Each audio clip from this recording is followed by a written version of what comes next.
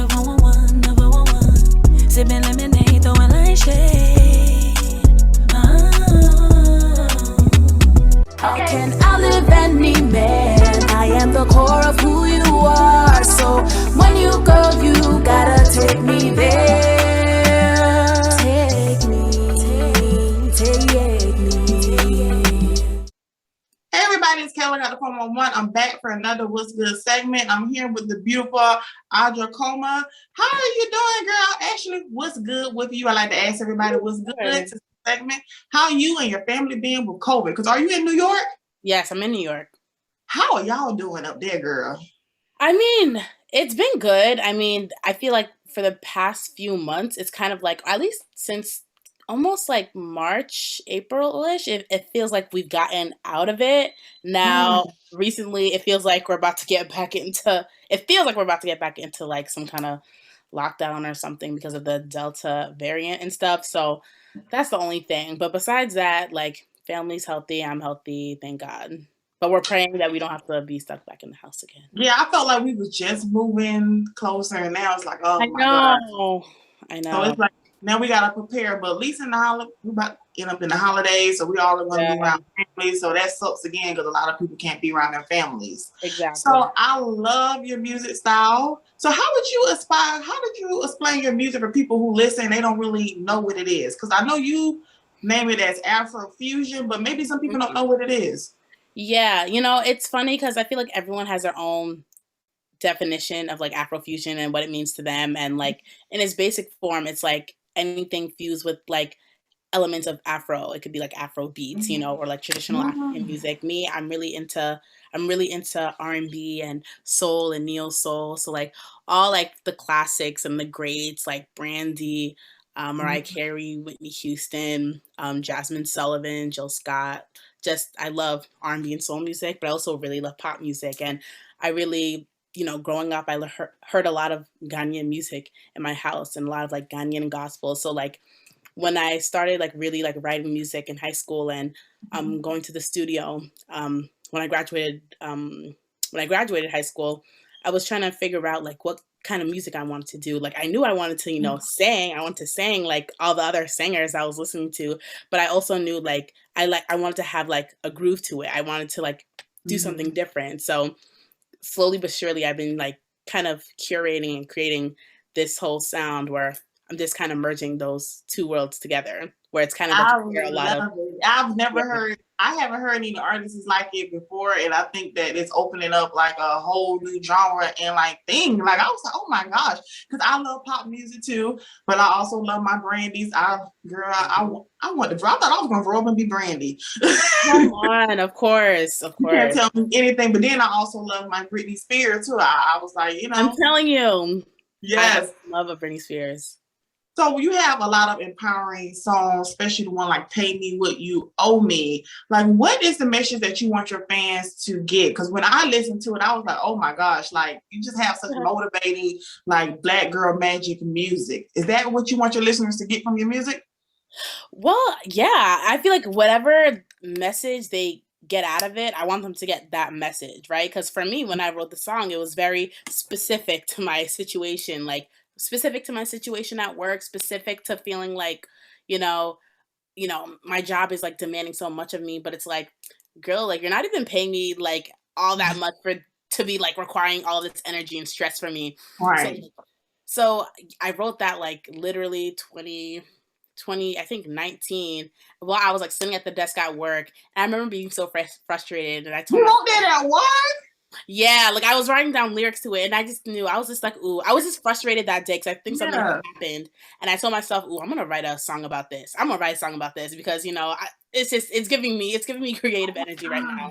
So yeah, whatever message people get from my music, that's the message I want them to get. You know, we all go through our own situations, and if they can find empowerment in that, or you know, something funny or like something really emotional, like I love that. I performed this song at a graduation recently, and the students were saying like, this is about to be my theme song when I go into HR and ask for a raise. And I love that. That's so cool. Girl, I feel you. I work, you know, a lot of people don't know I work, and I had a meeting with a client and it was just going on to 5 o'clock. I get up at 4:30 and girl, Like that song, it's like you don't require that much from me to be requesting that much money. And I think a lot of us, especially our generation, they feel the same way. Like you want us to be doing all this stuff, but pay us the minimal. No, like no. Yeah, Pay exactly. me what you owe me. I love that. That's such a boss like music that we all can take from.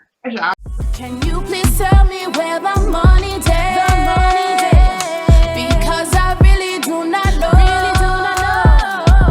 Can you please tell me where the money day? Because I really need to know. Man, pay me what you owe. So I'm big on manifestation. If you can open for any artist, who would it be? We're gonna put it out there so it can happen. God, so many. Like, whew. I mean, let's name them all. Oh God. Okay. So in my like peer group, like someone like Victoria Monet, I love her.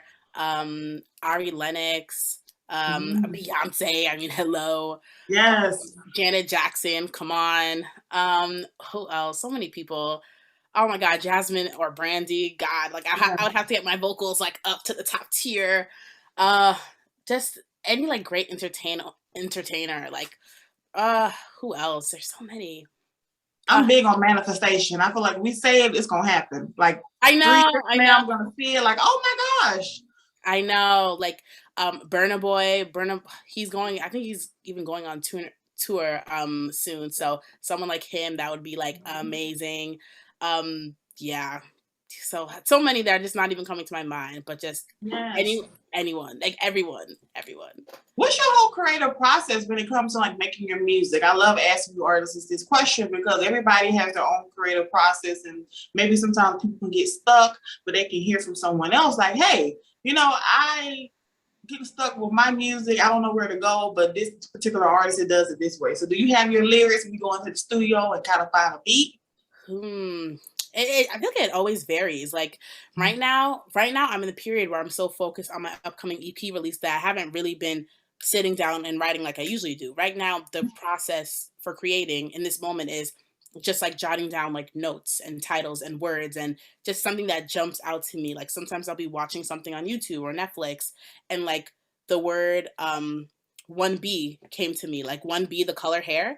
And I wrote that down and I was like, 1B, like I know there's a song in there somewhere, so I'm gonna come back to that. So like right now it's just a lot of like phrases and little words and just things like that I'm jotting down. And then when I get the time back, it's gonna be a process of me probably like sifting through beats and like listening to different things and see what catches my inspiration. But I've been doing that since I graduated high school, the process of like finding beats.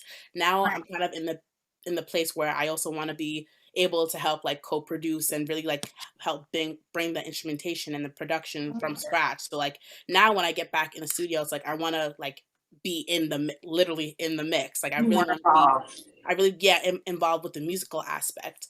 So yeah, it kind of varies, but for a long time it was just I would write like a complete song. When I first started out, I didn't know the process of creating a song and putting out a song. I had no clue. I just understood song structure. I would write a lot and I would create a whole song with no music. I would just have the whole melody, the verse, the bridge, the hook. Like I knew song structure, so I would just write a full song.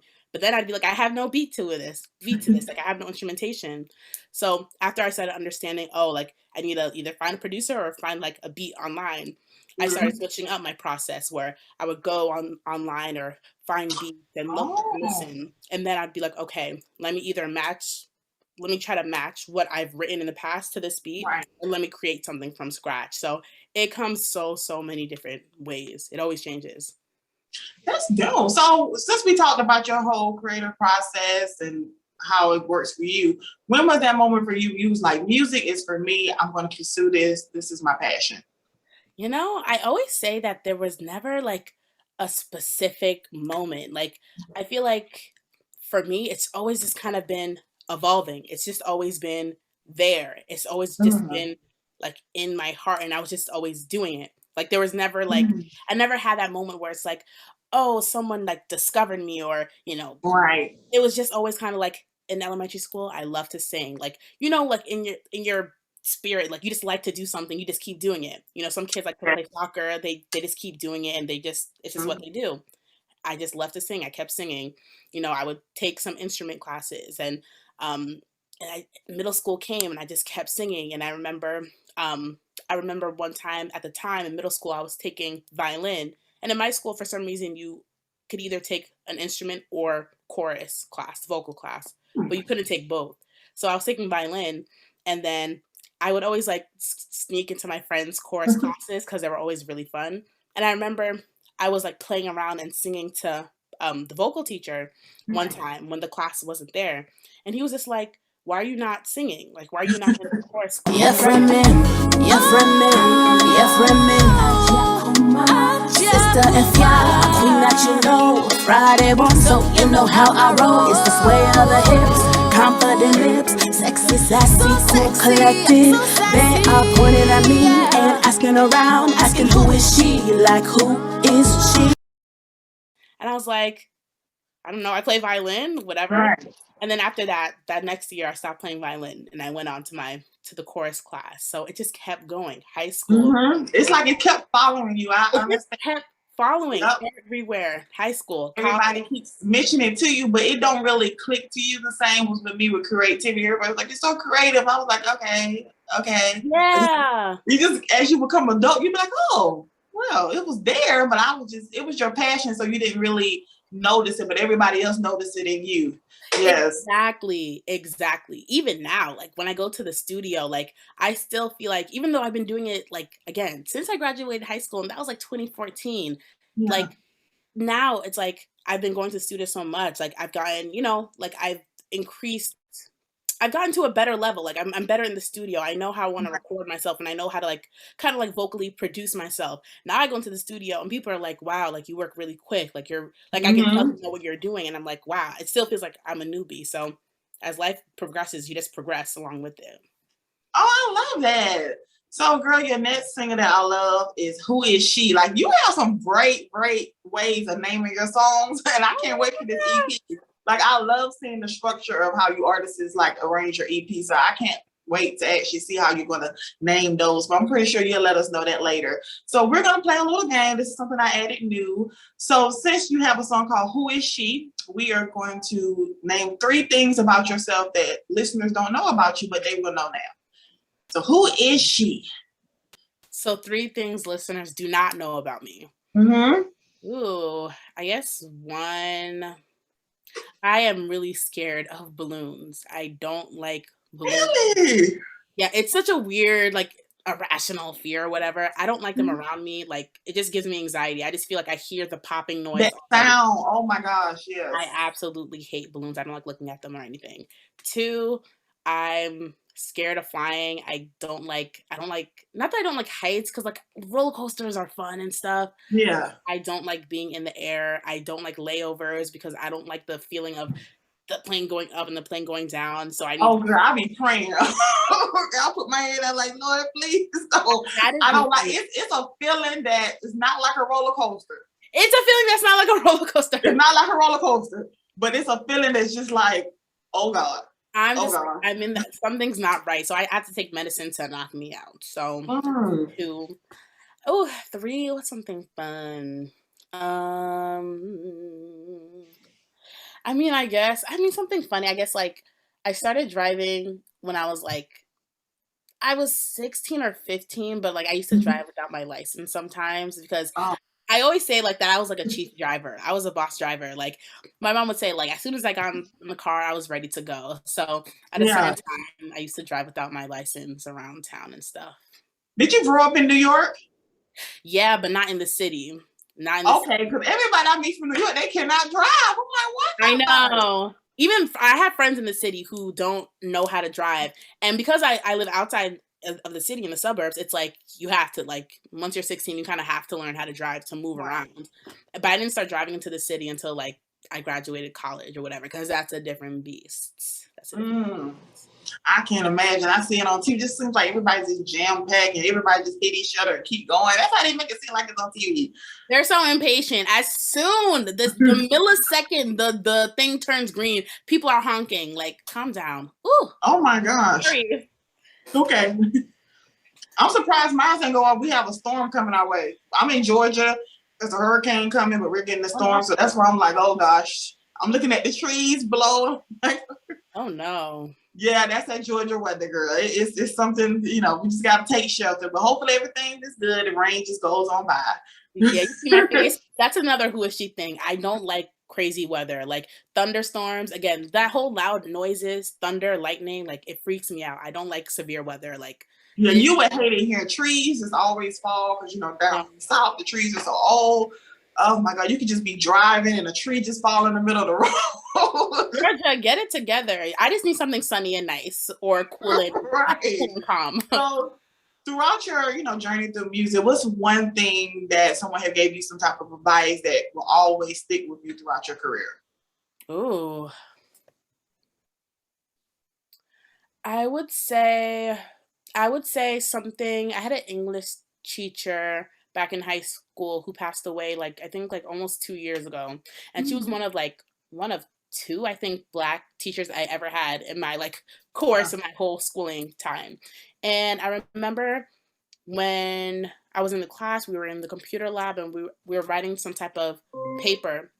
And then she was saying oh, you sing, right? I think I was telling her oh yeah, I'm a singer. And she's just sing something for me. And I was shy. I was just oh no, I don't want to sing that thing. And she's just how are you going to be a singer and I ask you to sing and not sing? When someone asks you to sing, you need to be able to sing at the drop of a dime. You need to do it right then and there. And then from that moment on, anytime I could be at the club, be anywhere. When someone says, "Oh, you're a singer," let me hear something, I will sing. Sometimes I'd be on calls with people, networking or whatever. And they'll be, "Oh, let me hear something." That moment, I will sing something, 2 bars, 4 bars of something, anything. Oh my gosh! Do you have a go-to song, or do you sing one of your own? Ooh, I usually go for one of my own. But if I'm gonna choose something that's just anything, I probably go to I feel an R&B standard, Mariah Carey, "Vision of Love" or something like that. But yeah, that just stuck with me. If someone, because you gotta let people know who you are. If you're a singer, show me right now. Wow, and that goes back to what we were talking about earlier. Your teacher, don't you sing? They saw something. What was her impression of you when you sung? Say it again. What was her impression when you sung the song for your teacher? Was she wow, or was she shocked? For my English teacher, I never ended up singing for her because I was a punk. I was I was probably 15, and I was just I was never a shy girl. I'm not a shy girl, but when it came to my talent and that, I would be so uncomfortable because I'm ooh, this is a very deep part of me. So I never sing for her. But look at you now, you took that pretty much what she told you, and now you're pursuing it with your career, especially with music. So it's anytime you can just run into Mariah Carey and what's a breakfast spot you guys? You guys call it deli up there, right? Yeah. I doubt Mariah Carey being a deli, but hey, we don't know. She's hey, sing something for me. That's gonna always be in the back of your mind. I think that's great advice. Whatever your talent is, just go for it. Just go ahead and go for it. Put it out there. Show people what you made of it. I love that. So we are getting towards the end of the interview. I know you have your EP coming out. So can you give us the 411 what we can expect? Yes, the 411 on the EP is that it's coming out at the very end of August or maybe the first week of September. I'm still debating on the two, but it's going to be a 6-song project, pretty much kind of just giving people an introduction of me and who I am. That's why my first single was "Who Is She?" Because I just think, I feel it's just a great way to start off the rollout of the project so people can be they're going to hear the title of the song, "Who Is She?" And they're going to be who is she? Who is she? It's just kind of a funny kind of mind thing. So the whole project is really just designed to kind of give a glimpse to people who know me, who don't know me, of the kind of sound that I'm looking to create, the kind of, background I come from, to kind of showcase just a little bit of different stories of my life, my family, what I'm looking to achieve and aspire to. It's just very a kind of a one-on-one on Agyakomah.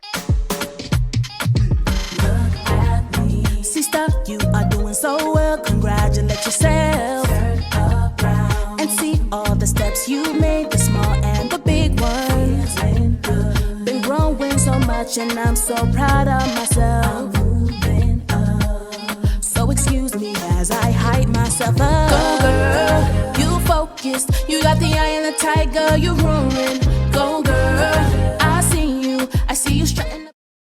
So I feel like it's just a perfect kind of glimpse into that. And then whenever I release my next project, it'll kind of develop from there and people will start seeing different sides. But I'm just really focused on people who don't know me to try to get to know me. That's so creative. Like, I love your whole creative process, even with the music video for Who Is She? It was so beautiful. Like, your whole style is you. And I'm pretty sure people, like, we have your own style. People are always curious, like, who is that person? How are they are? But now you guys want to find out more, make sure you check out that EP. Absolutely. It's true. But it was so nice meeting you.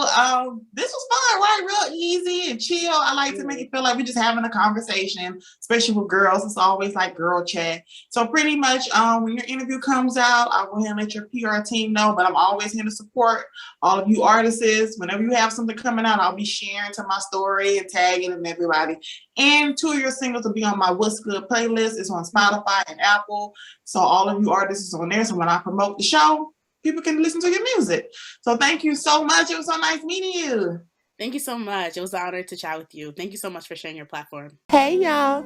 Just want to say thank you so much for watching the show. Hope you enjoyed it. If you enjoyed it, don't forget to like, comment, share, and of course, hit that subscription button. I am grateful for every view, whether you like me or you don't. And don't forget, I got a podcast too. There are exclusive episodes on that podcast, so don't forget to go check that out as well. They're on Spotify, iTunes, iHeartRadio, Pandora. Baby, I'm everywhere, okay?